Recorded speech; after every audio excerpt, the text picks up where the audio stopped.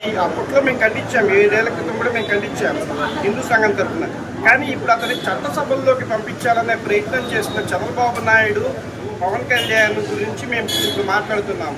హిందూ వ్యతిరేకంగా ముద్రపడిన అతను హిందూ వ్యతిరేక వ్యాఖ్యలు చేసి అగ్రకుర్ణాల వాళ్ళతో పాటు అందరు మహిళలను కించపరుస్తూ మాట్లాడాడు. అట్లాంటి అతన్ని చట్టసభలకి వాళ్ళు పంపిస్తే సమాజానికి ఏం మెసేజ్ ఇద్దామనుకుంటున్నారు, ఏం సందేశం ఇద్దామనుకుంటున్నారు?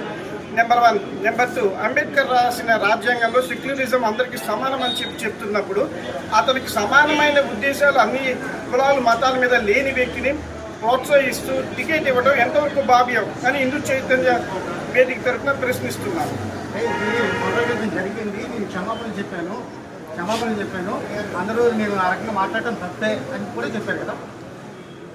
ఆయన క్షమాపణ చెప్పారు అనేది కాదండి, ఆ ఉద్దేశాలు ఏవైతే ఉన్నాయో అతను జీర్ణించుకుపోయి ఉన్నాయి.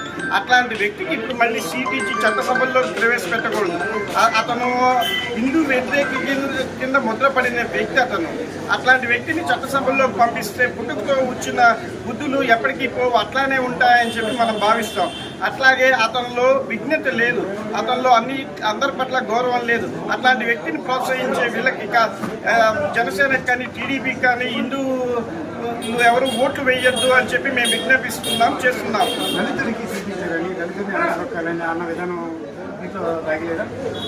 అదే అక్కడ మహాసేన రాజేష్లో వాళ్ళ కుటుంబంలోనే ఎవరన్నా దళితులకి ఇవ్వమనండి, వాళ్ళ ఫ్రెండ్స్తో ఇవ్వమనండి.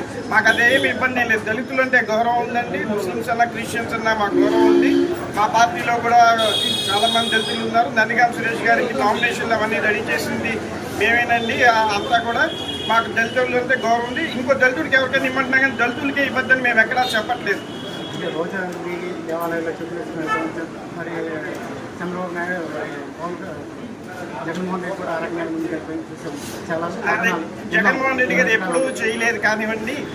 చంద్రబాబు నాయుడు అయితే ప్రతి శంకుస్థాపనకి కూడా బూట్లతో చేసిన దాఖలాలు చాలా ఉన్నాయి. ఇంకో ముఖ్య విషయం ఇక్కడ ఏంటంటే బీజేపీ వాళ్ళు ఇట్లా హిందూ వ్యతిరేకమైన మహాసేన రాజేష్కి టికెట్ ఇచ్చిన టీడీపీతో పొత్తు ఎట్లా పెట్టుకుంటారు?